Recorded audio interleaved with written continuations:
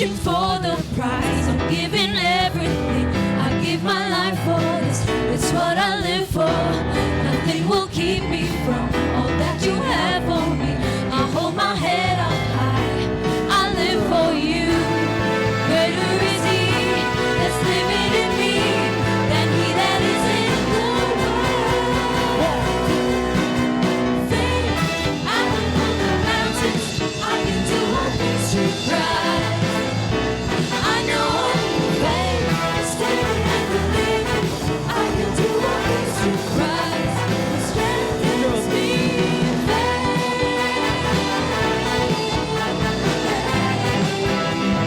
Strengthens me in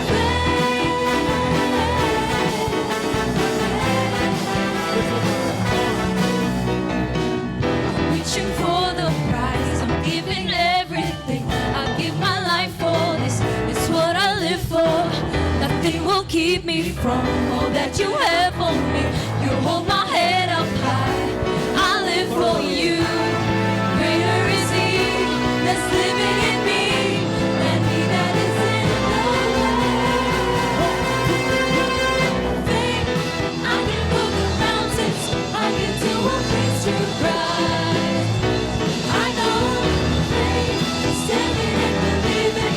I can do all things through Christ who strengthens me.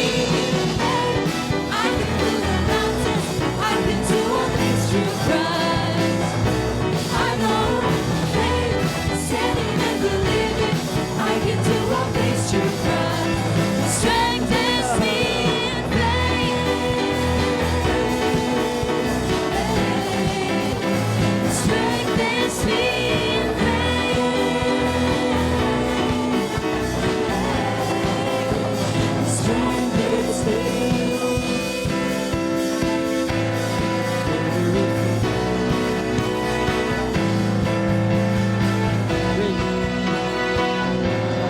Greater is He that's living in me than he that is in the world.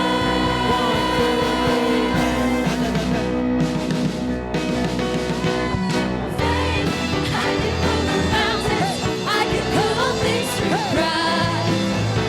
I know faith, standing and believing. I can do all things through Christ who strengthens me in faith. I can move the mountains. I can do all things through Christ. I know faith, standing and believing. I can do all things through Christ who strengthens me in faith.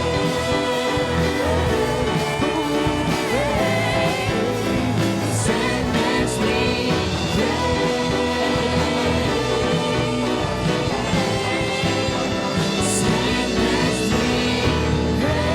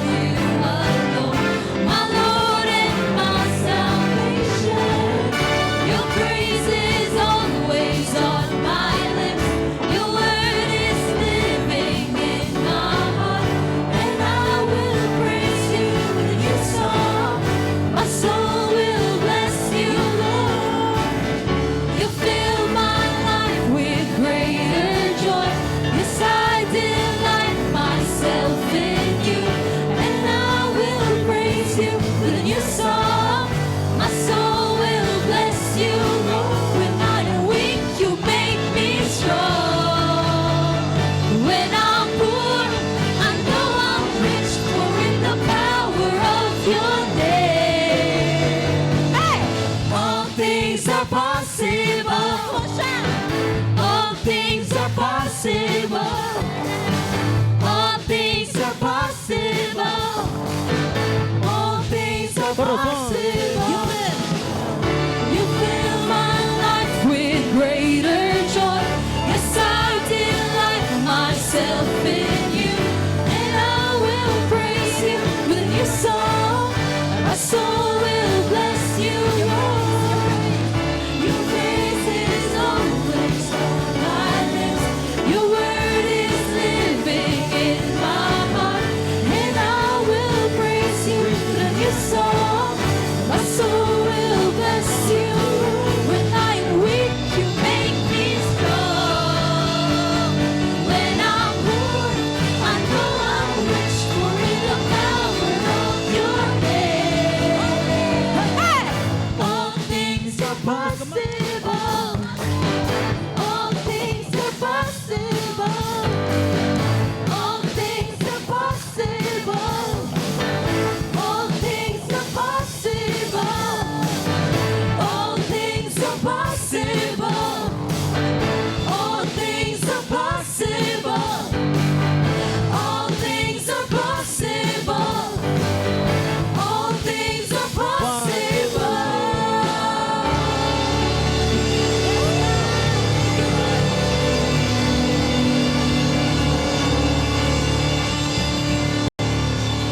Amen. Our God is a great God indeed, and there is nothing impossible with Him. Amen. Amen. Thank you, Lord God, for you've always been faithful in our lives, in everything. You've always been there, Lord God. So right now, as we continue to sing our praises and worship towards Him, let us humble ourselves down and remember everything that God has done, who He really is.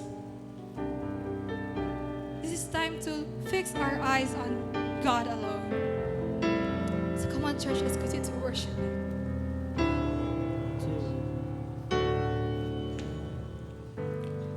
My Jesus, my Savior, Lord, there is none like you. All of my days, I want to praise the wonders of your mighty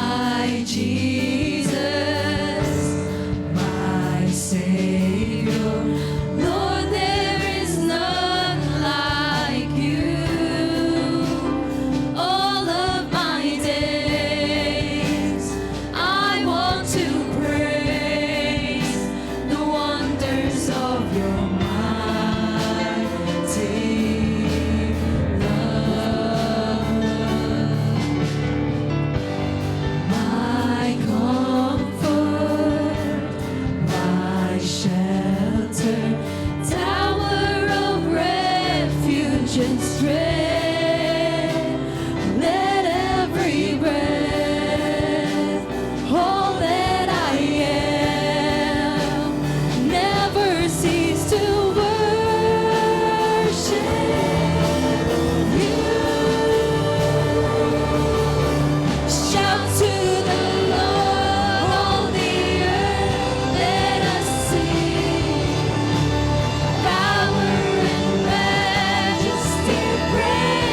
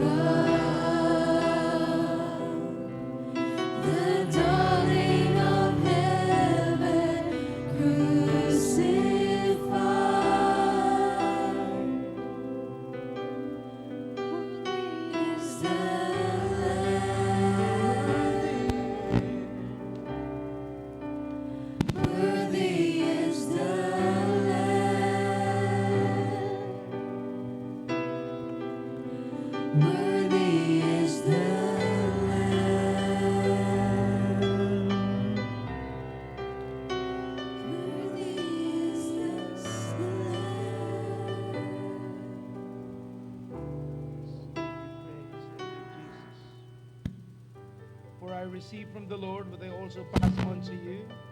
The Lord Jesus, on the night that he was betrayed, he took the bread. And when he had given thanks, he broke it and said that this is my body, which is for you. Do this in remembrance of me. Father, as we hold the bread that symbolizes the broken body of Jesus, we thank you for dying on the cross on our behalf. We should have been the one crucified because of our sins, but you decided so that we will have a fresh start from life. You died for us. And all the wounds you received on the cross wasn't just about paying for the penalty of our sins. Likewise, it meant healing for our bodies. We thank you so much, Lord, for you are able to meet every need, and there's nothing difficult in your promises that has been declared. And even as we partake of the bread, Lord, thank you for the healing will appear. If anyone who are sick today, they will experience the supernatural healing of God. For your word says, by the stripes, by the wounds of Jesus, we have been healed. We thank you, Lord, for this bread that symbolizes the sacrifice of our Savior. Let's partake of the bread together now.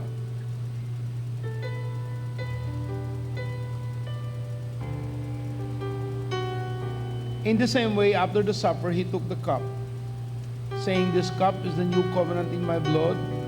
Do this whenever you drink it, in remembrance of me. For whenever you eat of this bread and drink this cup, you proclaim the Lord's death until he comes.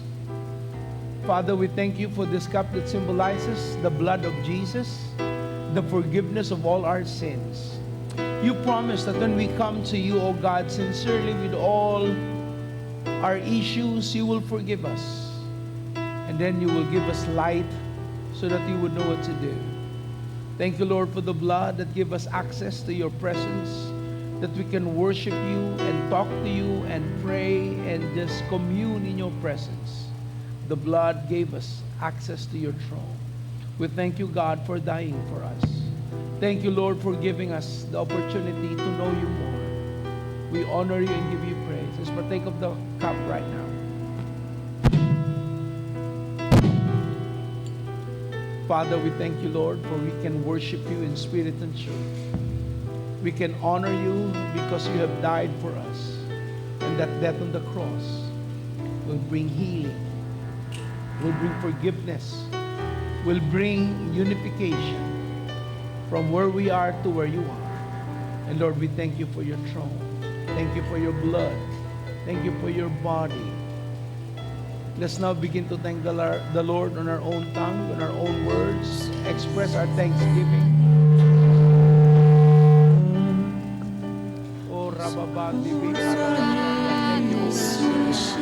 Thank you, Lord, for your goodness. You are God. Thank you, Jesus.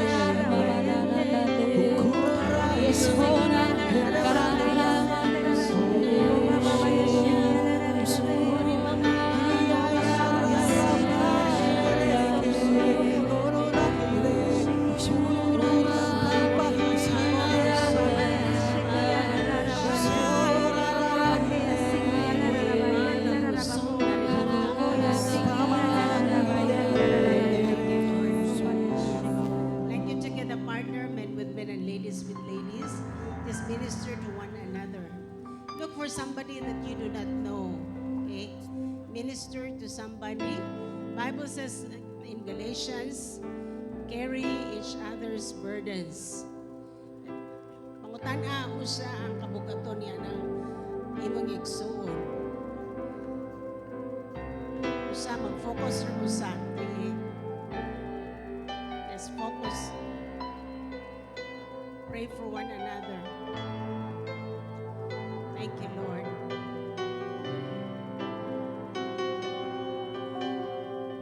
Napatay igsuon nga way partner niya. Sige, ministruin ang imong igsuon sa Ginoo, ministruin.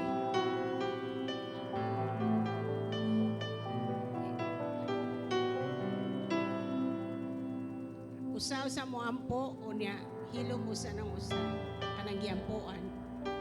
Dawata lang ang pagministro.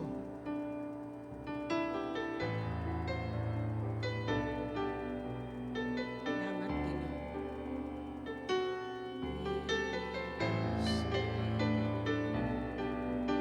Thank you, Lord. I just praise you, God. I worship you, Lord. Lord, as the Holy Spirit to just minister to us, oh God. Whatever needs your people have, that you minister to the power and the anointing of the Holy Spirit, God. That you move in our midst, oh God.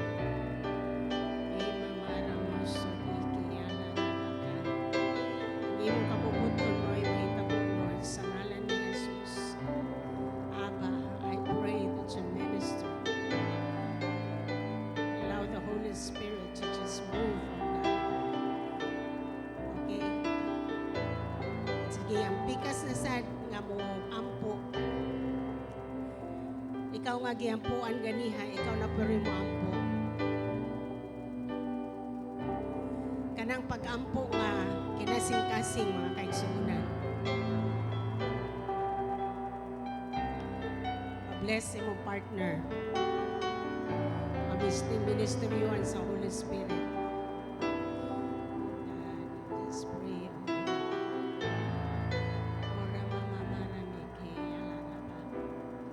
Holy Spirit, just move in our midst. Thank you, Lord. Just praise you and honor you, God. Blessed be your holy name.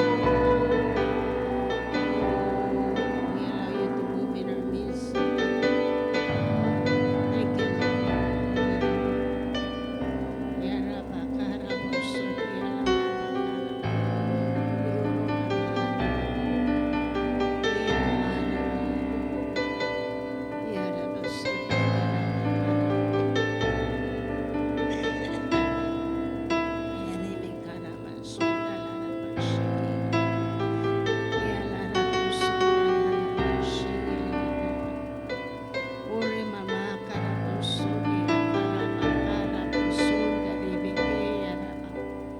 Yuri mamanda ribakara busudi ala rabakara. Ni mamanda ribakara busudi ki ala rabakara. Ni mamanda rabashiki. Holy Spirit, we call unto you.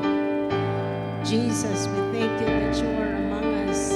Thank you so much that you have won the victory for us on the cross. You have taken the weapons of the enemy and you have displayed their defeat on the cross. We claim our victory, oh Jesus. We call upon you. You are our refuge. You are our strength. You are a helper in times of trouble. We thank you, God, even for the Holy Spirit who is with us, our helper, our comforter, our strength, our deliverer, our guide, our teacher, our counselor. Holy Spirit, we allow you to move, God. Let the fire be upon our hearts that burn everything that is not yours, oh God. Ori mama karabo so karabaka karaba. And let there be healing. By the words of Jesus, we have already been healed. We have deliverance in Jesus' name. We have freedom in the name of Christ. We have strength in the name of Jesus. The joy of the Lord is our strength, oh God. Your favor is upon us, oh Lord God. You're making a way where there seems to be no way, oh Lord God. Thank you, Lord. We bless you. We bless you. In Jesus' name, amen. Amen. Pagpaka na ito yun ang sulat.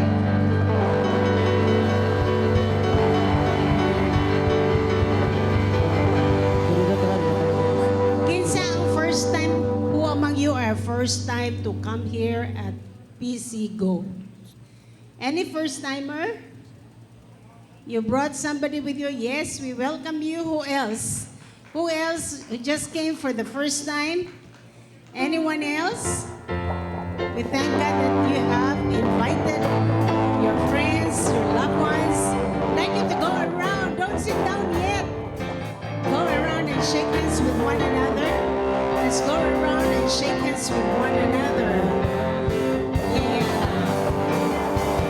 Greet one another with the love of the Lord. Tindog sa taas. Yes, I love you with the love And shake of hands the with one Lord. another. I can see in you the glory of my King. Yes, I love you with the love of the Lord. Yes, I love you with the love of the Lord. Yes, I love you with the love of the Lord. And I can see in you the glory of my King. Yes, I love you with the love. I love you with the love. Yes, I love you with the love of the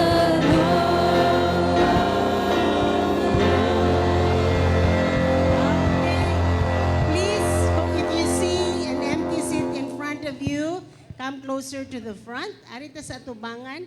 Ato gina make a habit to sit in front. Okay, please mga kaigsuunan, sit in front. Sit closer to the front. If you see ushers, one atay mga ushers. No, ushers, please help us, ushers. Ushers. Ushers, help us. Si Brother Tony na may atong nag-usher. Help us, ushers. Help us. Ari maanad kita diri sa tubangan dapit. Ushers, please. Yes, ushers. We need ushers in the house of God. Yes, it's better that way. Ari kita sa unahan. Okay? Palingkoron sa nato tanan. And I'd like you to get the tithes and your seeds ready, your envelopes. Get the tithes and your seeds ready. Okay, when you come to the house of God, be ready with the tithes and be ready with your seeds. We will honor God with our wealth. Amen? Are you all ready? Ready na ta? Okay. And write your name. Make it a habit to write your name so that we will be able to account them properly. Okay? Ato nang ilubong ang pandemic, no? That during the pandemic, kung gata kabalo kinsay niyatag, and we could not account properly. But now that we can have face-to-face, let's do it accordingly. Write your name so that we will be able to account it properly. Okay? Let's pray. Father, thank you that you are faithful. We are bringing to you your tithes. We are sowing our seeds. We continue to stand in your word. You open the heavens for us. You bless us like never before. And you yourself will rebuke the devourer in our lives. And thank you for restoration for anything that's stolen from us. In Jesus' name we pray. Amen. Come on down, bring the tithes and sow your seeds to the Lord. Amen. Good morning, PCO. Did you bless God bless you for today? Well, it's time to give back to the Lord. If you are online, please refer to this bank.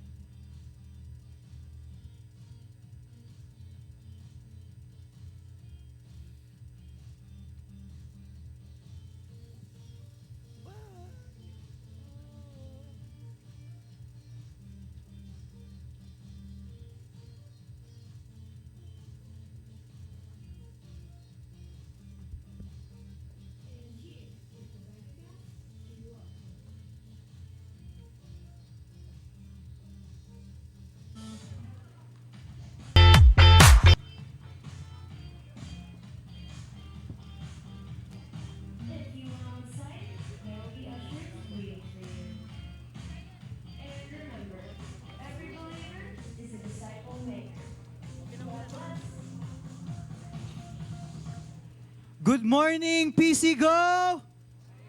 Alright, wala pa ikaon. Good morning, PC Go!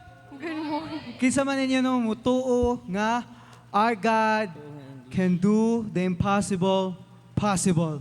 Amen. Alright, so may I encourage each and every one of you to please stand up. I know gikan lang yun mo gabaro ganina, pero I encourage everybody to please stand up as we praise and worship our living God, for He can do the impossible possible. Amen? There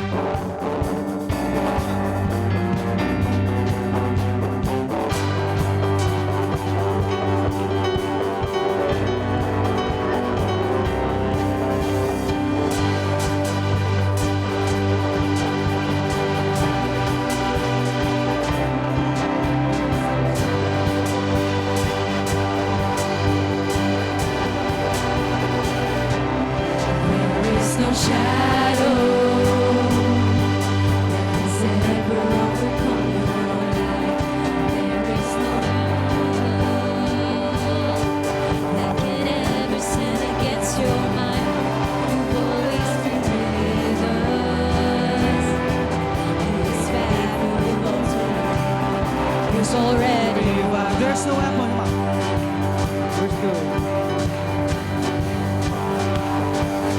There is no weapon.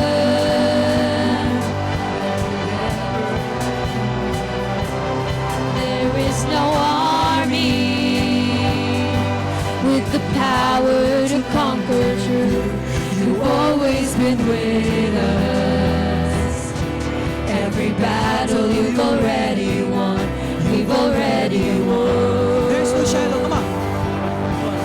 There is no shadow that has ever overcome your life. There is no rival that could ever stand against your mind. You've always been with us. Every battle you've already won. You've already won. Show me one thing He can do. Show me a mountain He can move. He's the God of the breakthrough. Anything is possible. Hey, hey! Show me one thing that's too hard. Show me waters He can part. He's the God of the breakthrough. Anything is possible. It's possible.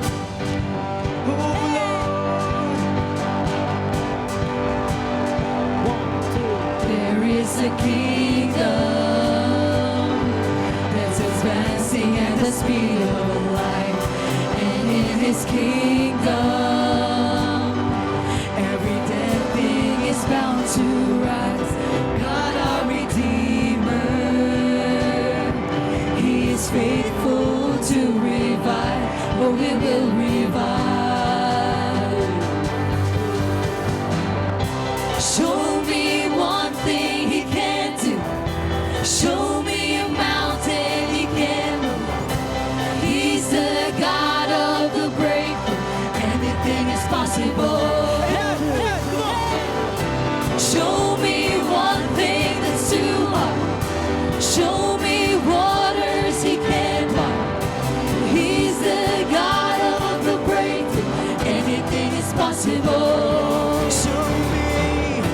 Show me one thing He can do. Show me a mountain He can move.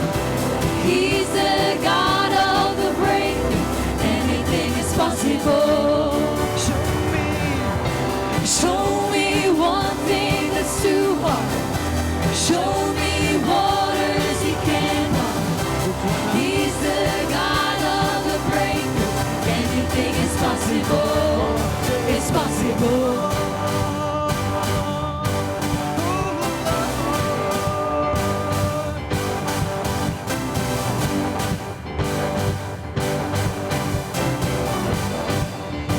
Come on, declare. All of my fear I will turn into praise. Shake off despair as I sing out your name. A victory dance, I will dance out in faith. I will crush disappointment and break it.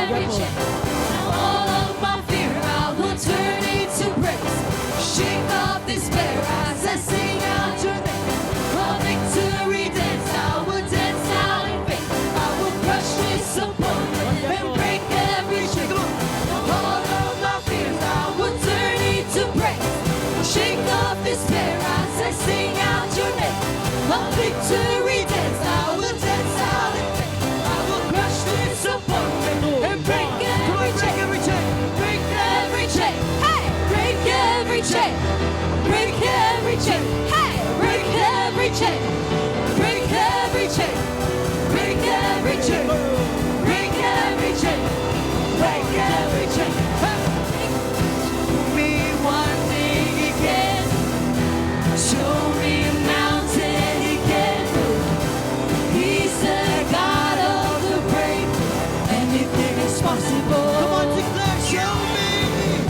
Show me one thing that's too hard. Show me waters he can't part. He's the God of the break. Anything is possible. Show me, come on. Show me one thing he can do. Show me a mountain he can move. He's the God of the break. Anything is possible. Show me, show me. Show me one thing that's too hard. Show me waters he can't part. He's the God of the breakthrough. Anything is possible. It's possible.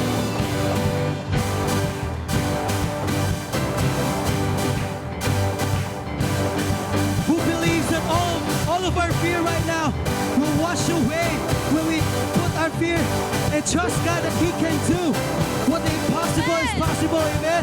And just continue to trust in God. He is able and capable. Come on, church. Get ready, come on. With all your heart, come on. All of my fear. All of my fear I will turn into praise. Shake off despair as I sing out your name. Go on. A victory dance. Where's your I will dance? Come on. out Come on, in church. faith. I will crush disappointment and break All of my every fear. chain. Now all of my fear I will turn into praise.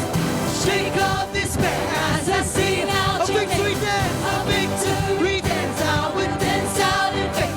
I will crush disappointment and break every chain. Now all of my fear I will turn into praise. Shake off despair as I sing out your name. A victory dance. I will dance out in faith. I will crush disappointment and break every chain. Hey, break every chain. Break every chain. Break every chain. Break every chain. Hey, break every chain. Break every chain. Break every chain. Break every chain. Break every chain. Break every chain. Break every chain. Hey, hey, break every chain. Break every chain. Break every chain. Break every chain. Break every chain. Woo! Hey! Hey! Hey! One, two, three. Break every chain. Hey! Break every chain. Break every chain. Break every chain. Break every chain. Break every chain. Break every chain. Break every chain. Rejoice, Mexico! Because the Lord has broken your bondage from sin. Amen. Shout of joy! You may be seated. Our God is good, amen? He is the God of the breakthrough. Nothing is impossible with the Lord. So whatever condition, whatever situation you think you have been entangled in and that seem like there is no way out, He is the God of the impossible. He can do it, He will do it, and He will enable you to do it. Our God is a good God. Let's give Him one more hand of praise. Hallelujah. Thank you, Lord. We're going to cancel despair and disappointment. In Jesus' name, our God is so good. If this is your first time to be here, I'd like you to raise your hand again one more time. Can you stand up, please? And please come here. We would like to pray for you. We would like to bless you as you come. Anyone else who are for the first time here, you brought somebody, we would like to bless them with a beautiful prayer and that the Lord will bless them. Okay, who else you brought with you today? I'd like us to be praying with them every Sunday. Come just here. Kuyugi lang maigsoon atong first gen, kunabay uban. Just face me here. Okay, here. Brother Wilmar, kindly stand beside them. Brother Ivan, kindly. Okay, let's all stand up one more time. Let's just pray and bless our brothers. Lord, we thank you for our brothers who have come for the first time. We pray that they will encounter God. They will have a realization of the good God that has died on the cross. That you're not just an icon on the cross, but you are a being, you're a person. You are interested with our lives, and you wanted to be a blessing for each one of us. So Lord, we lift up to you our brothers who are here right now. We pray that you bless them as they come and hear the word. They will have an open heart, and you will speak to them, oh God, and they will be moved by the Holy Spirit. Lord, that this is the beginning of a new beautiful relationship we have with you, and we will get to know them. We will be committed as well as they're committed to you through this house. We bless them in Jesus' name. Hallelujah. Welcome, Brad. Give them a hug. My son. Thank you, Lord. And you may be seated. Makalingkod na ang tanan. Praise God. Welcome. Salamat sa Diyos. Ingna imong tapad, you are blessed because you are in the house of God. Amen. Our God is so good. Hallelujah.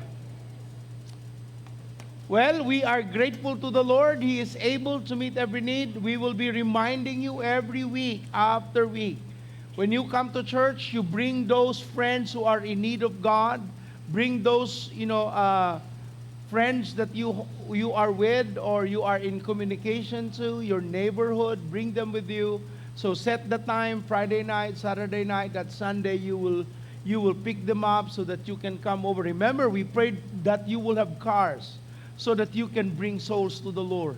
And when you're faithful with the vehicles the Lord has given you, He will give you more. Amen? So let's bring the lost to the Lord. Let's allow the Lord to be lifted up by the lost souls that we are bringing to Him every week. Our God is a good God. Amen? Well, we thank the Lord for our week of planning. We're not yet really done, but we are already gotten into the gist of where we're going, and that we are preparing for 2023. And for every one of us, I would encourage you that you begin. Buy a planner. Look for the future. Listen to the voice of God, what God would like it to do. Because God would not just give you another year without a purpose. He has a purpose for you, and He has intention why you are still present and you are still alive. And that would be used for the glory of God. So we're going to prepare for that one, and we are going to be conscious, aware, and that our mind would be intentionally thinking of what needs to be done. So you ask the Lord, inspiration. God, where would you want me for 2023? If I need to travel, where would that be? And how do I get the funding? All of these things. If you're going to reach out to your friends, your family, how and when would that be? Allow the Lord to give you inspiration and that you can put it in writing. So today we're going to explore the most important way to hear from God, because God still speaks today. The Lord is able to communicate to each one of us on our present generation. God hasn't stopped talking. He still is ministering. He's guiding us. He's giving us His word. He's telling us what needs to be done. And that is why we have daily devotion. We have Bible studies. All of this will bring us closer and closer to the will of God, and much more know the word of God in our lives. If you have your Bibles with you, please open your Bible in the book of Matthew 10:27. Matthew 10, verse 27. Matthew 10:27 said, "What I tell you in the dark, speak in the light. What you hear in a whisper, proclaim on the housetops."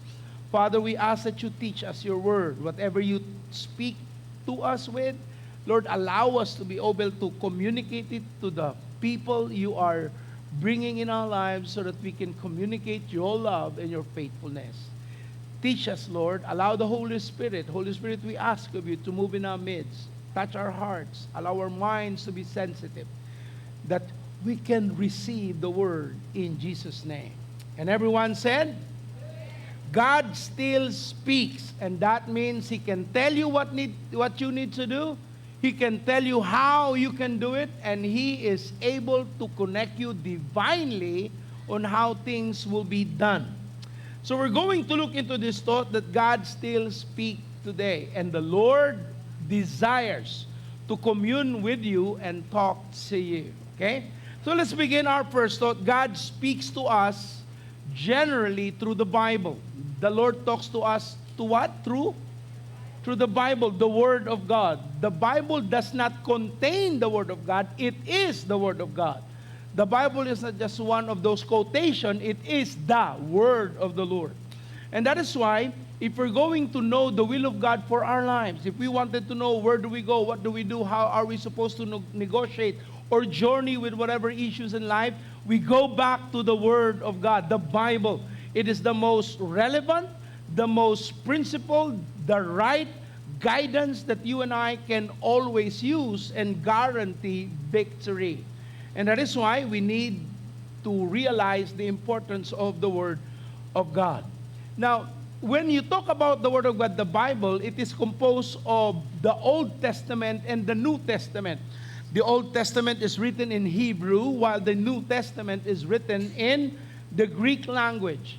Now, the New and the Old Testament has 66 books. And there is what we call centrality of its thought. It does not contradict with one another. The 66 books, as acknowledged by historians, and the scripture that really is inspired by the Holy Spirit, the Old Testament speaks of the coming of the Messiah, the coming of Christ, while the New Testament is talking about the Messiah who has come, what He has done, what is being prepared. So there is one thought that is prevailing. Salvation comes in the Old Testament by looking at the upcoming Messiah and by obeying His law. In the New Testament, you are saved by what the Messiah has done and living by His grace. So you and I can enjoy the scripture because it's not in contradiction. Well, some people say, well, Pastor, somebody said that there are 76 books, and you just said 66.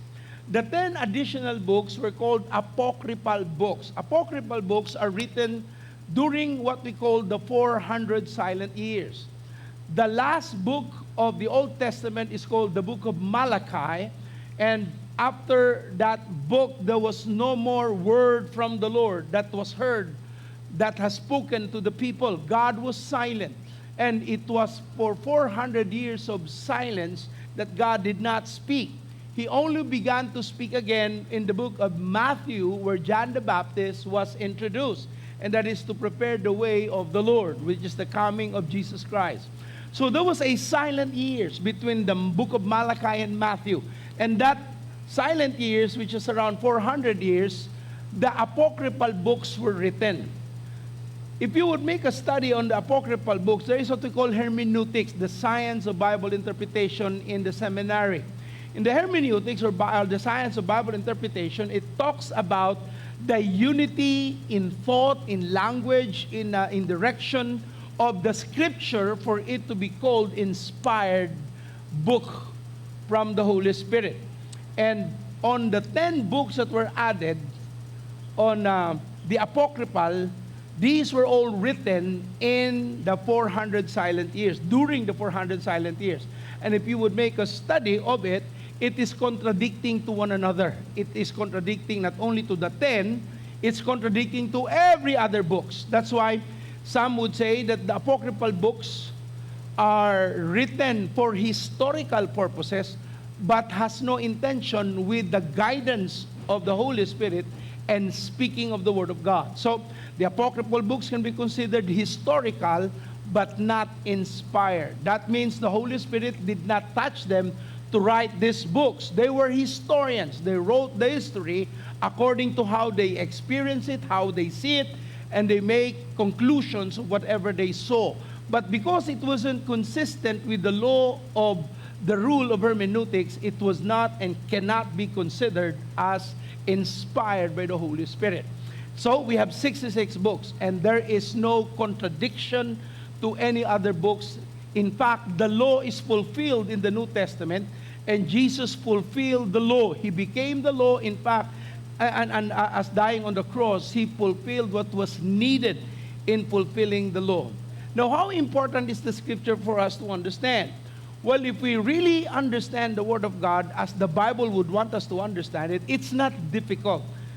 The only thing that makes difficult when you read the Bible is that you are reading a Bible that you don't understand. That means you're probably reading the King James Version, an old English translation that uses the word thou mayest prosperet instead of prosper.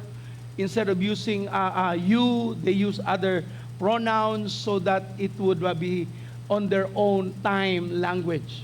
So move to other translation that you can easily understand. There is what we call the New International Version. There is the Living Bible Translation, which is a paraphrase. The Message Translation, a paraphrase.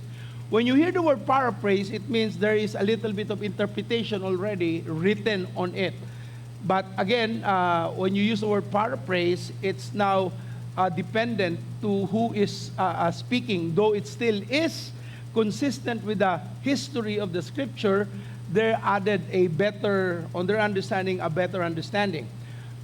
But there are other books that are consistent that are not paraphrased, like the New International, the New Living Translation, the New Century Version, the ICHB. There's so many translations. Read the Bible that you can easily understand. For those who are in our language, Cebuano, there are at least 5 translations written already in our RCB, APSB. There is MBB, PB, and there's one more translation, and there's one more. So there's quite a number of translations that you can easily understand. There's also an old Cebuano version that is written and taken from the old, the New King James, the King James translation. So choose the language you can easily understand, so that easier for you to absorb the word of the Lord. Now, when you talk about the Bible, God speaks in 2 ways: generally and personally. When you talk about general word of God, this is what we call the universal word of the Lord. When it says universal, this is for everybody. No exemption. God speaks to everyone. Like, for example, the 10 Commandments. It's not just for one or for two, for specific people, but to everyone. The book of Revelation is a book that is for everyone. There's quite the story of the scriptures, Old and New Testament, that is literally written for all our understanding, and that is for all our reception. Now, there is also another way God speaks, and that is what we call personally. One is universal, the other one is personal. That means God will talk to you using the Bible while you are reading it, that it is as if the words of the Bible jump out of the pages and begin to speak to you or speak at you. So when God speaks to you, that is God talking to you personally. For example, I'm teaching the Bible right now. I'm teaching the Word. I'm preaching, teaching. And then suddenly you just said to yourself, why are you talking to me? Why are you dealing with my life? Why are you singling me out on your sermon? I don't know what's going on in your life, but when you feel that you're being singled out, that means the Lord is ministering to you as a person, as an individual. You are not being singled out. The Holy Spirit is talking to you and making it personal for your life. So when God begins to talk to you personally, He uses the Word of God and make the pages of the Word of God so alive in your life. Now, when you talk about the New Testament, we have what we call the Greek writings. The Greek was the original text that made the New Testament. And in the Greek language, there were 2 words translating the word word. Okay? W-O-R-D, word. The word is translated in 2 ways. One is we call logos, the word of God. And there is another term called rhema, the word of God. Now, that 2 words are entirely different. Logos is for everyone. That is the specific, the general word of God, and not necessarily specific to any individual. It's for everyone. It's for all. But when God begins to rhema the word for you, that means it comes out of the pages. then it begins to become a ministry of the Holy Spirit and talking to you about a certain issues, a certain direction, a certain guidance, a certain attitude, a certain way of living your life. So God would speak in this way. Now, when we talk about personal ministry or God talking to you personally, so that you would not miss it, do you remember Sarah, the wife of Abraham? Do you remember the story in the Bible? How old was Sarah who gave birth to Isaac? She was 90 years of age. While Abraham was 99, the Lord came to Abraham and said, Abraham, by next year, you will have a son. And at the time, Sarah was old already. So by that year after, the Bible said that Isaac was born. And when Isaac was born, Sarah could not even understand and realize that this is really possible by her age, by her predicament, because he was really barren, and the strength that she was able to have in order to carry the child and deliver the baby on time. So it was significant. But by the way, it was the word of God for Sarah. It does not mean that every woman can give birth at 90 years of age. Hello. So 90 years old, Sarah was given a promise of God that she will give birth to a child, to a son. And that word was for Sarah alone. It's not for everybody. Tell your wife who has not given birth, you may be my Sarah.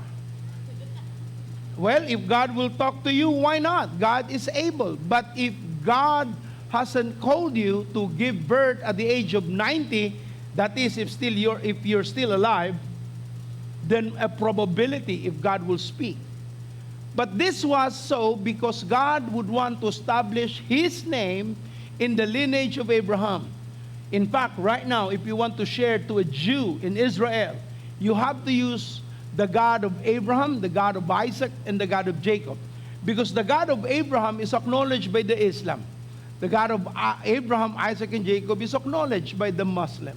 So it's not difficult. So you can use the word because the God of Abraham is the God the Father that we now know, who sent His only begotten Son, Jesus Christ, to die for our sins.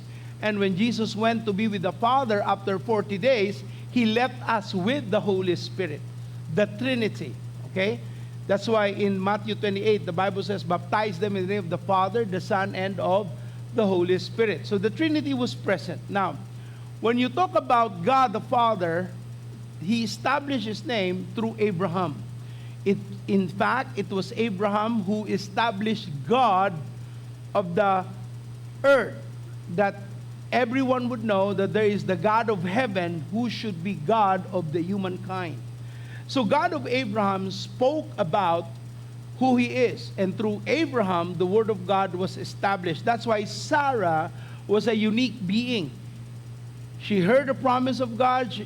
Abraham heard the promise of God and fulfilled the promise at the age of 90 when Sarah was that old and then gave birth to her son, Isaac. Now, when there is a word of God personally for you, that should be a command. That should be guidance from the Lord. And your job is to follow it. Your job is to do it. You're not to argue about it like what Abraham or Sarah did. Abraham simply acknowledged God's will be done. But for Sarah, he kind of laughed at herself. How could I become a mother at my age? But the Lord still fulfilled what she has promised, what God has promised to her. So the Lord has made the promise to Sarah. So that was personally for Sarah, and it was not for everyone. Now, in John 15, verse 7, the Bible says, John 15, verse 7, if you remain in me, and my words remain in you, ask whatever you wish, and it will be given to you. Now, if you would go back and study the uses of words in the Greek, the Bible says, if you remain in me, and my rhema word, and my rhema word remain in you, ask whatever you wish, and it will be given to you. Now, this is an audacious promise. Why would it be audacious? Because it's not the normal kind of prayer. Can you imagine God saying, if my words remain in you and you remain in me, ask whatever. It's just like a blank check.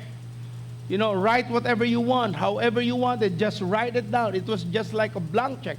But understand, that was a word that was specific for individuals that God wanted to be shaken and stand on the word. Because when the Rhema word of God comes to you, nothing is impossible. God would use you mightily, and God will fulfill what He has promised. If you would remember Smith Wigglesworth, who is the father in faith of Lester Sumrall, he wrote the story about how Smith Wigglesworth raised the dead. And according to Smith Wigglesworth, he heard the voice of God, and God said to him, hit the body 3 times. Gisukmag niya ang lawas nga patay. May na lang kay patay. He hit the body 3 times, and what happened? The dead became alive. Because he heard from the voice of God. But if you have not heard from the voice of God, or have not heard a rhema word of God, don't do it. And everyone said, so way sukmag, basig ikaw masukmagan ug balik. But this was specific for a unique situation. That's why God said, if my words remain in you, and that word was referring to the Rhema word God has spoken to you, and you really believe what God has spoken to you, then it shall be done. Nothing will be impossible with you. So that was specific. That was something God would like us to be doing. Now, the question is, Lord, how can I increase my faith that I would really not doubt in your word? Romans 10:17 said, faith comes from hearing, and hearing, and hearing, and hearing the word. So if you wanted to increase the faith level you have as an individual, you've got to go back to the study and the hearing and the study and the hearing and the study and the hearing of the word of God. The more you know God, the more you trust Him. The more you know Him, the more you can give your life to Him.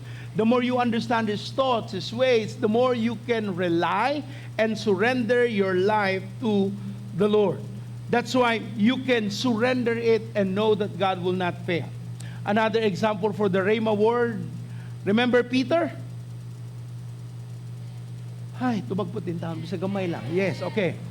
Peter was with the disciples. They were early in the morning, and Jesus suddenly appeared in the Sea of Galilee, and they were all aghast, the Bible says, and they thought it was a ghost. Yadtong panonigso na ana day mga ungu-ungu. O may isulti sa Bible, they thought he was a ghost. Na day sigbin atong panahon na. Kita sila sa awawing sa dagat, ingon si Jesus, don't be afraid, it is me, I, Jesus.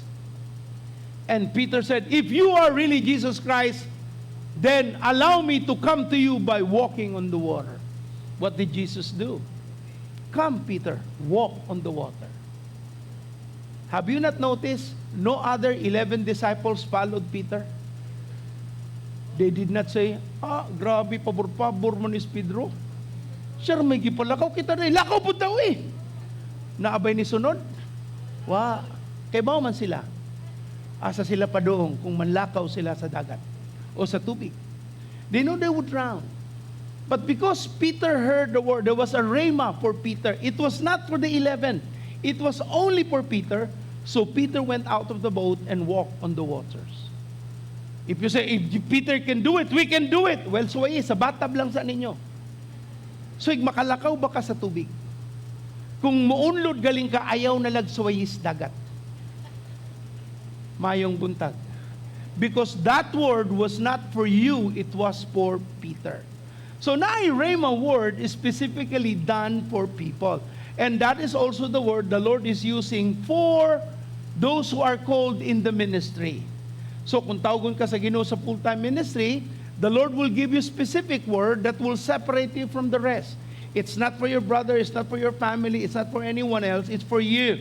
When God speaks the word for you, that means you have been separated, inclusive or exclusively called for a specific task. And when that is spoken to you by God, your job is to honor Him.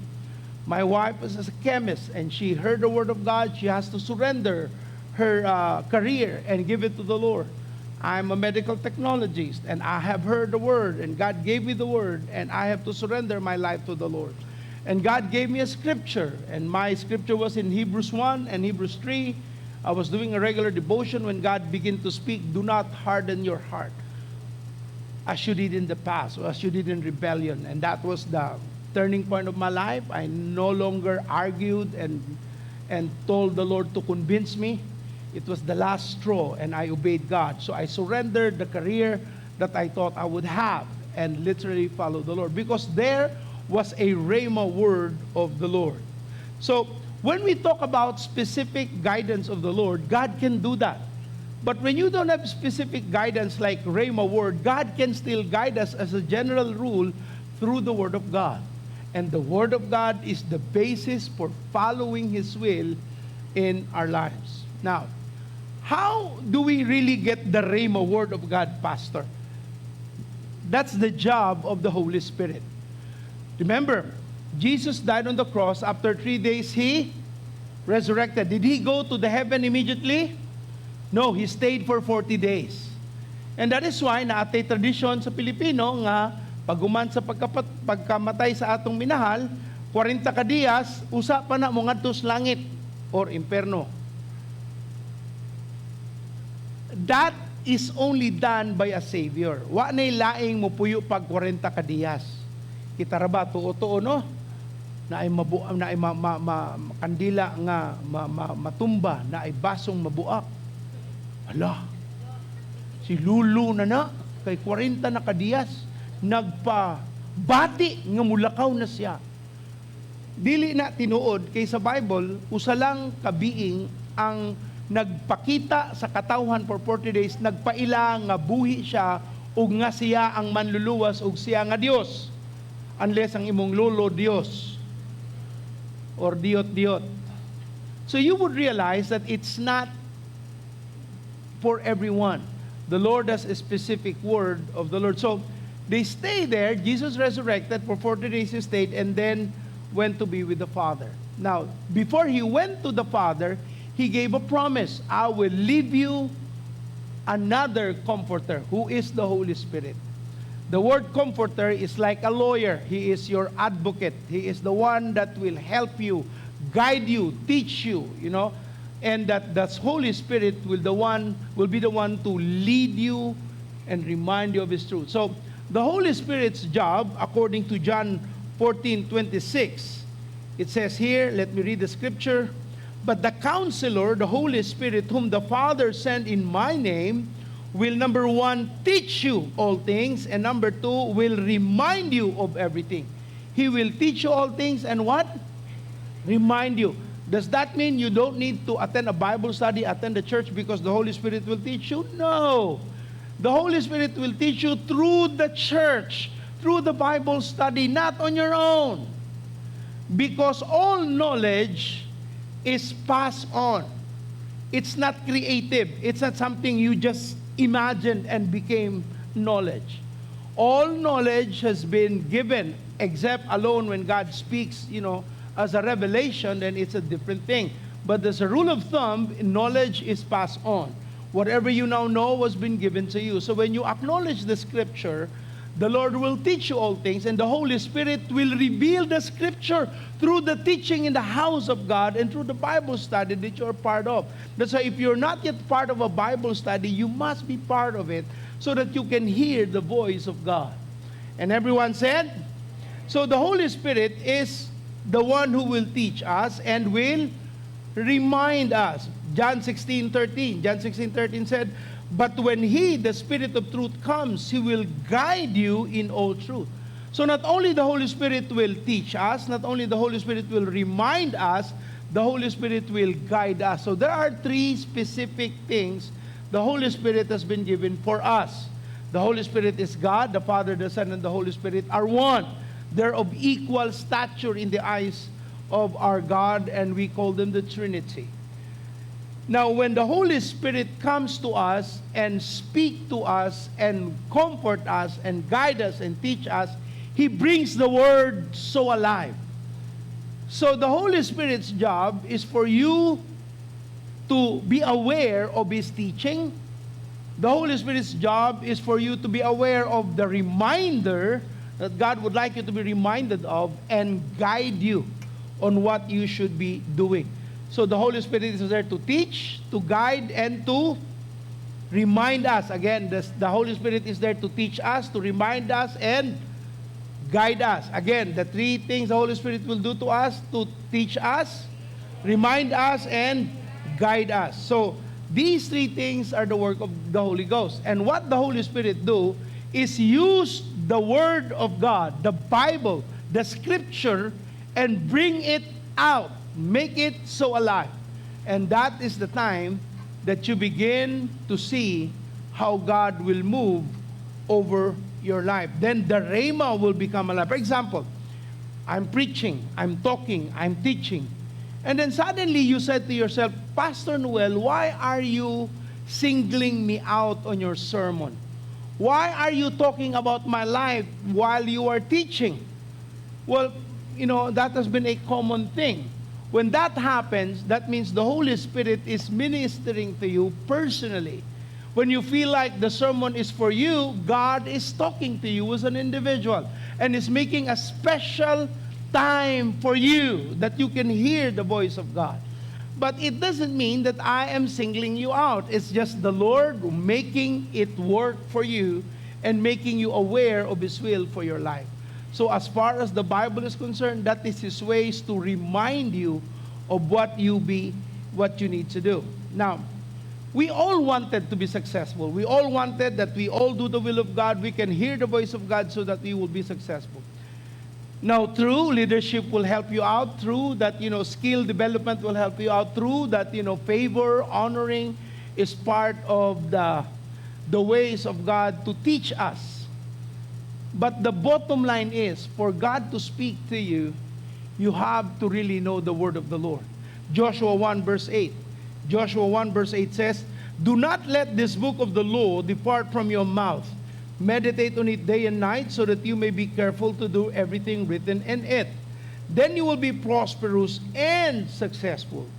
So the Bible says, if you're going to be prosperous and successful, God said you need to be meditating on the Word of God day and night so that you will be careful to do everything written in it. So it wasn't the leadership ability of Joshua. It wasn't his favor in the Lord that made him a good leader. The Bible says what will make you prosperous and successful, become victorious, is that you meditate on the Word day and night. Now, when you are meditating on the Word of God day and night, then you will be careful to do everything written in it. That is when you begin to see the will of God so clearly. You know what to do. You know what not to do. You know the right words to say and speak, not just carelessly speaking whatever your mind can think about. And that's when the Word of God begins to work for us through the Holy Spirit. Because when we meditate on the Word of God, the Holy Spirit can work through us. Because the Holy Spirit works with our understanding of the Word. So when you are not studying the Bible, when you're not reading the Bible, there's nothing the Holy Spirit can remind you of. What God will do is when you're having a situation, you are talking with an individual and it really requires the Word of God, and you're not meditating on the Word, you're not making a study of the Word, there is nothing the Holy Spirit can remind you of. That's why the study of the Word is a necessity. It's not just something you do for religious purposes. You do it because you wanted to hear the voice of God. And everyone said? Now, assuming you now know the will of God and there is really a clear picture, sometimes we need to have what we call confirmation. We need to make sure that the will of God we believe is the Lord is confirmed. It's not just your own thinking. So there are three ways that the Lord can confirm the Word of God for you. But before we go to the confirmation of the Word, let us understand the two types of the will of God. One, there is what we call the sovereign will of God. The sovereign will of God, we have nothing to do with it. We follow or not follow, we obey or not obey, the sovereign will of God will become a reality and it will happen. It has nothing to do with our obedience. It has nothing to do with our disobedience. It has got to do with the plan of the Lord. For example, in Acts 2:23. In Acts 2:23, the Bible says, "This man was handed over to you by God's deliberate plan. And that word deliberate plan is what we now say, the sovereign plan of God, and foreknowledge. And you, with the help of the wicked men, put him to death by nailing him to the cross. Now, on the plan of God the Father, he would like us to be saved. Someone to pay for our sins and pay for our debts. And what God the Father did was to send his only Son as a payment, a ransom for all our sins. Now, Jesus surrendered his life for the will of the Father so that the plan of the Lord will be a reality. Now, how did that work?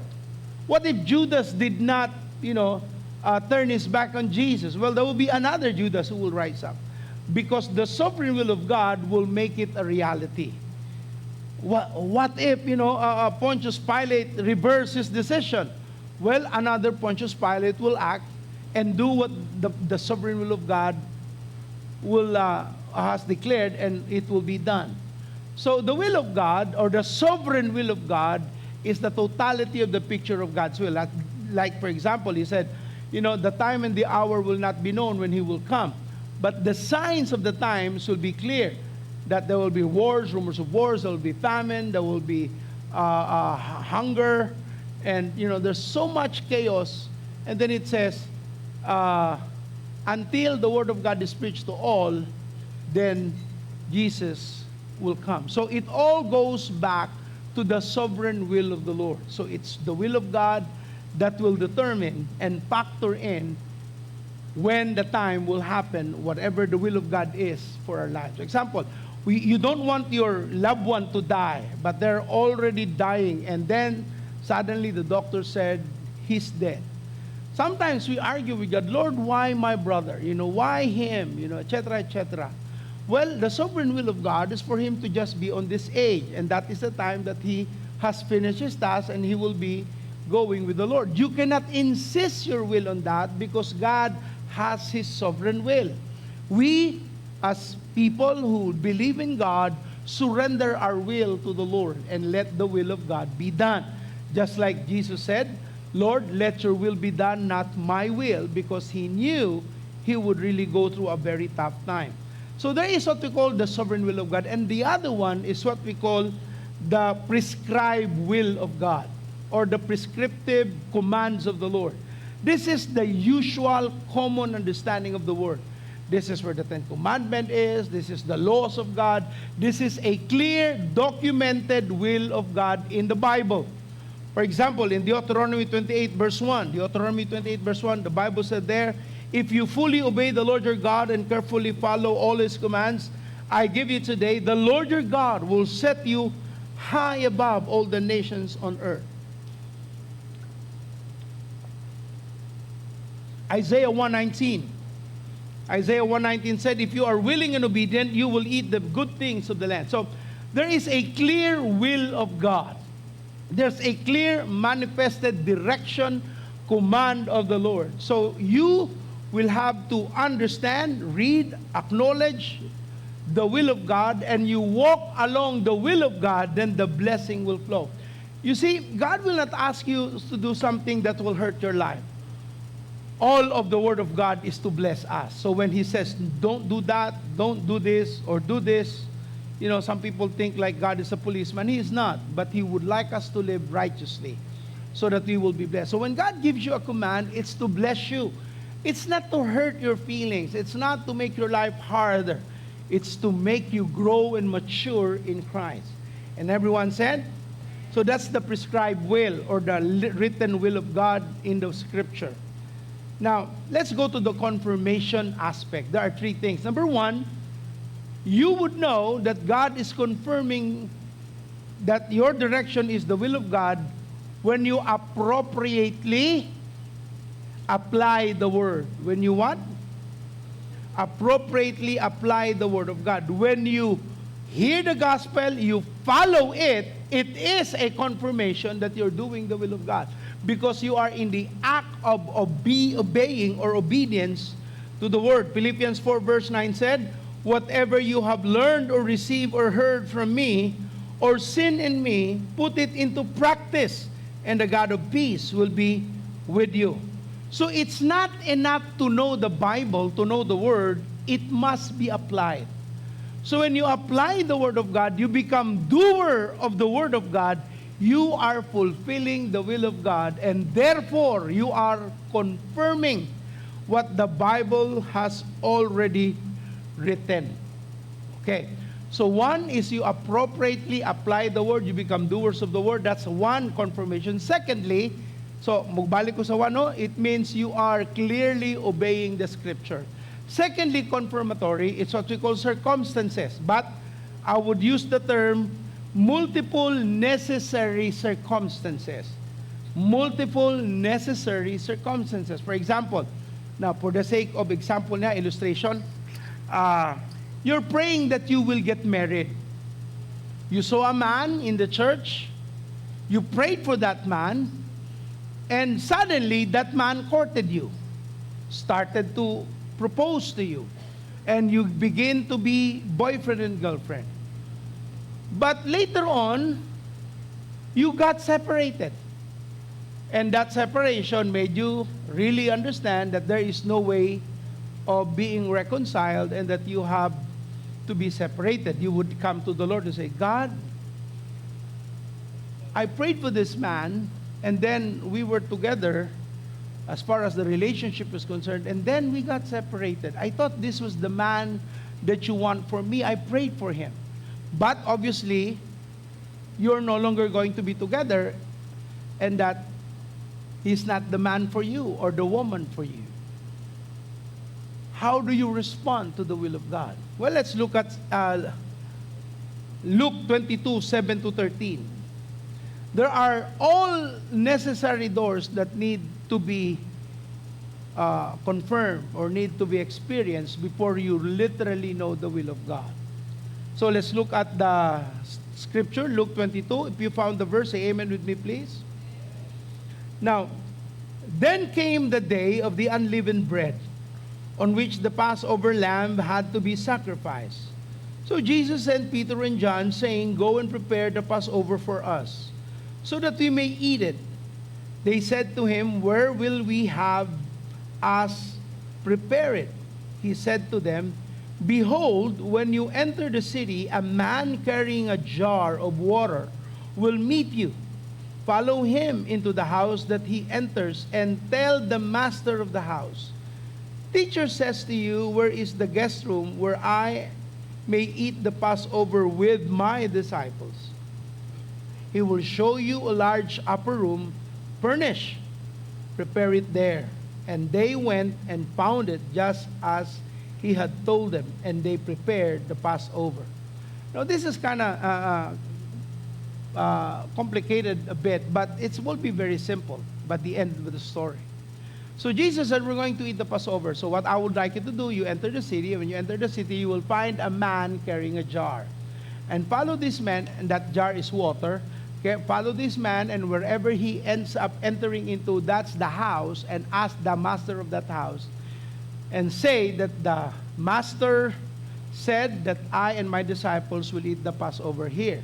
And then the master will welcome you and then bring you to the upper room, which is large place.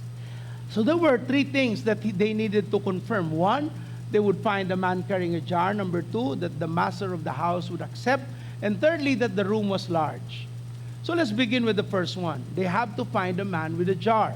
Now, in the Old and the New Testament, the one who carries the jar are the women. So immediately it's distinctive that this man is going to be carrying a jar. So dali ra unta makita. But one of the historians said that this happened probably, and the word is probably, in the area where the SNS are living. The SNS are a community of men. There are no women there. They are governed by men.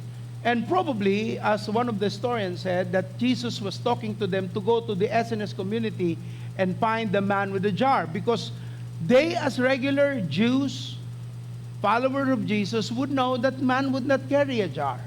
So they probably were thinking, let's go to SNS because that's where men who would carry a jar.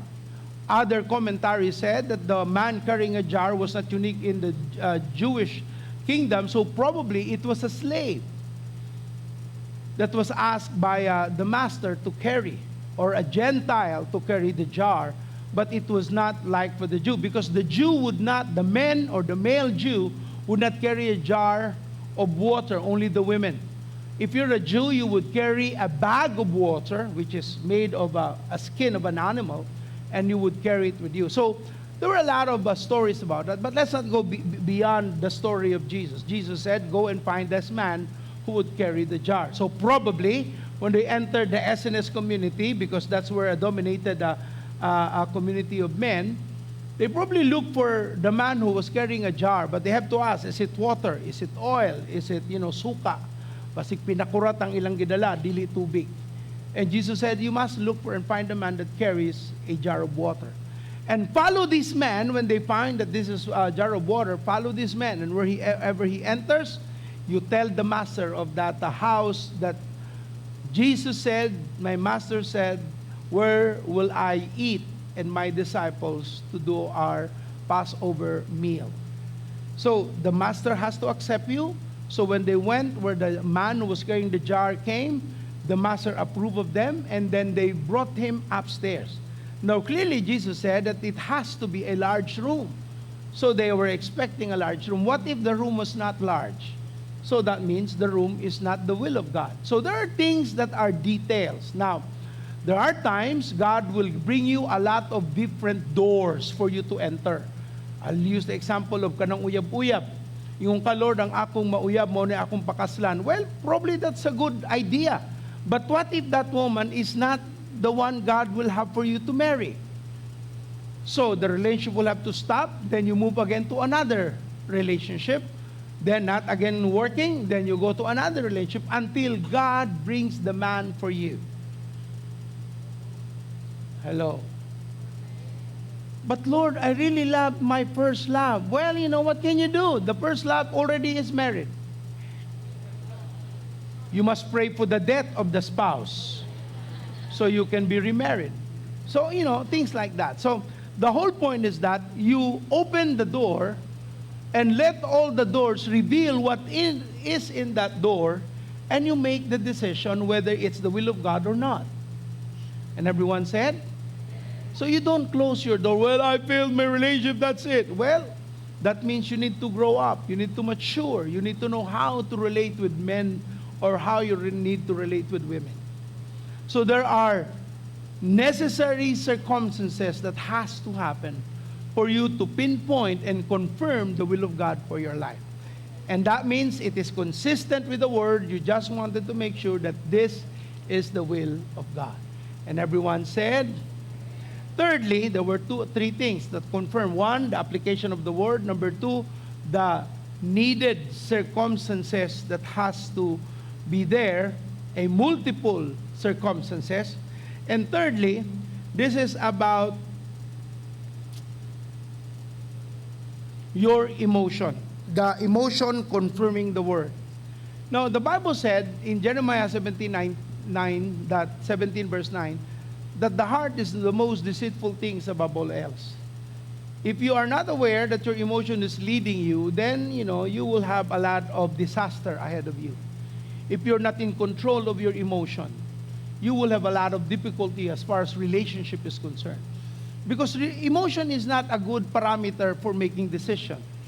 It's a emotion given by God that you can enjoy or suffer if that needs to be the case.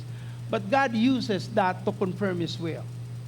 Now, when you know the will of God, and the will of God says, forgive that person who took advantage of you, it will be hard for you. But you know the will of God said so.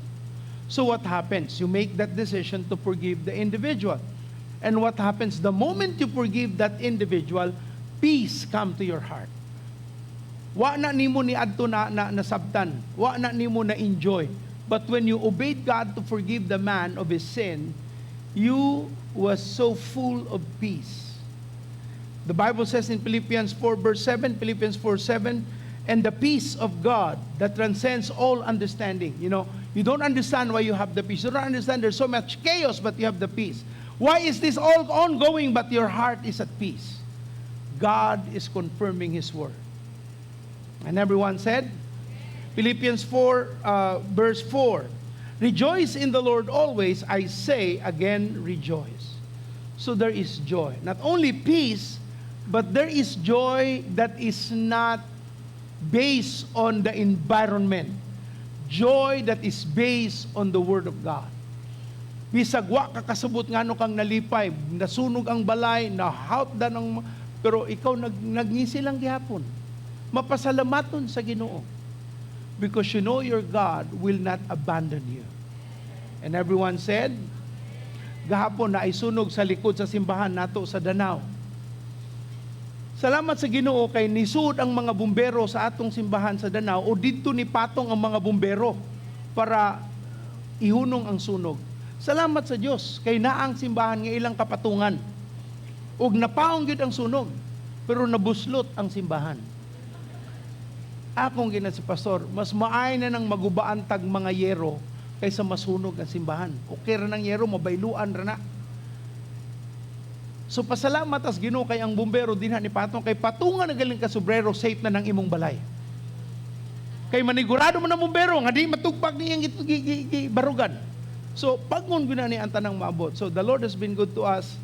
The church was used as a launching pad for the firefighter to destroy or stop the fire. So bisan usa pa panghitabo na akay kalipay, nawad ang kagwarta, nabanggaan ka, gikawatan ka, whatever that may be, you have joy because you know your God will not abandon you. And one other thing is the word contentment, you know. When God speaks and uses your emotion, it is to the aspect of having contentment.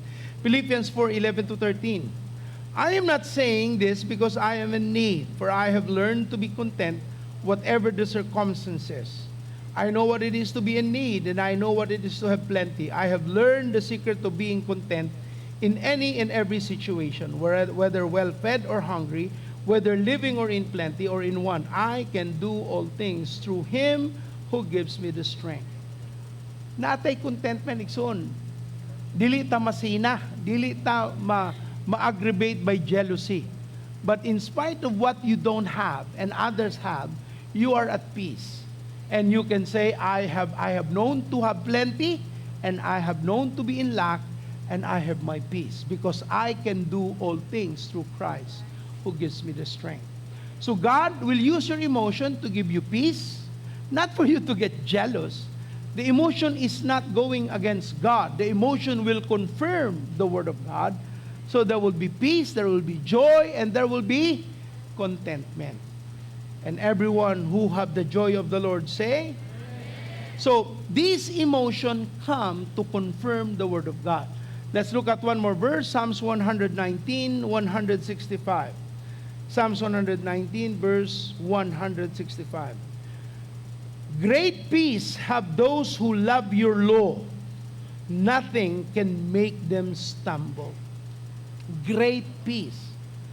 Katong mga gitawag sa Ginoo mga lagad, wa mo mga lagad kayo naon nimo unsaon na lang among panalapian, unsaon na among pagkaon, unsaon na among kaugmaon. Unsay tan-aw nimo sa Ginoo, di ka afford? Lahi man ang si Lord, pero lahi man sa nang amo, ayaw ilahi. Pareho man ang Ginoo naglihok. Wa na itaw. Musunod ko nimo Lord. Basta yung aning sweldo Lord ha. Lahi na ng imong tumong nang warta na ka. Kaya ni Lord. Akong amigo no nga taga Cagayan, ang iyang naasawa anak ug dato. Abogado, doktor ang mga magsuon, arangan ng pamilya. Iyang gipanguyaban ng usa sa mga magsuon. Ug naminyo sila. Unsay pong sa ginikanan, naluoy ko nimo nak. May mo man kang makaminyog doktor, makaminyog abogado, pero nganong pastor man? Kung saan naman lang imong kaugmaon. In taon ang pastor, ingon lang nga, naami Ginoong gisaligan, ginuuray, maka pamatuod sa iyang kabubuton kanamo. That was 33 years ago. Karon sa iyang testimony, ang iyalang asawa sa mga magsuon ang naka-travel all over the world, ang iyalang asawa sa mga magsuon ang nakakuha sa mga butang nga wa makuha sa mga magsuon, mga abogado ug doktor, ug ang iyalang asawa ang naay pinasahi nga panimalay kumpara sa iyang mga dato nga doktor. Ngano man, naman tay Ginoo. Di man siguro ta kaigo sama sa lain, pero naay pabor ang Dios nga pinasahi nga alang sa iyang mga alagad. Wa na ita. Atong pakpakan ng Ginoo igsoon. Kaya ni Lord. Amen. Kaya niyang tagbuon ang tanang panginahanglanon. So gitawag kas Ginoo, isettle nas Ginoo. Ayo sige aryo lo, why kwartas pangalagad Lord. Lisod why overtime, walay sideline. Baka kay bawas planos Ginoo igsoon. Tuman lang usa. Ug tanang gitawag musulti og hoy ubay-ubay. Salamat sa Ginoo. Maminaw na ta sa Dios. Amen. Amen. Kaya ni Lord. Amen. Kaya ni Lord. Kaya ni Lord. Kaya ni Lord. Dili kaya mukat igsoon, kaya ni Lord. Atong pakpakan ng Ginoo. Thank you, Lord. We give you praise. We give you thanks. Thank you, Jesus. Pastor Shoni, for some announcements.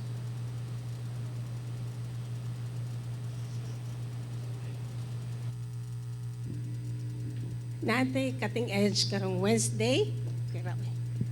Wednesday, Cutting Edge Fellowship, dili na to kalimtan, alas 7 sa gabi. Manindog tang tanan. Let's all stand up. Kung first time ni mo attend, if this is your first time, after we close, we would like to ask you to come over here. We have Miss G and Lindy. They're going to help you. We would like to get your names so that we will be able to connect with you. And give us your contact numbers and your prayer request. Okay? Everybody lift up your hands towards heaven. Father, thank you, Lord, for guiding your people. Lord, they're going to hear your voice through your word and through your Holy Spirit. And this week, their eyes, their ears are going to be open to your voice. And Lord, they shall see the circumstances that will confirm. And I thank you that you will guide them, Lord, which way to take. I pray, continue to open doors for them. Continue to bless them and they're coming in and they're going out. And thank you, Lord, that you will continue to bring success upon their lives. All the businessmen, all the working people, all the children, all the young people, they are blessed, oh God. Your people are blessed, and this week you're going to use them to become disciple makers. In Jesus' name we pray. Amen. Your success starts on, and every believer is saying, go and make disciples. Okay? First-timers, palihog, and there's the training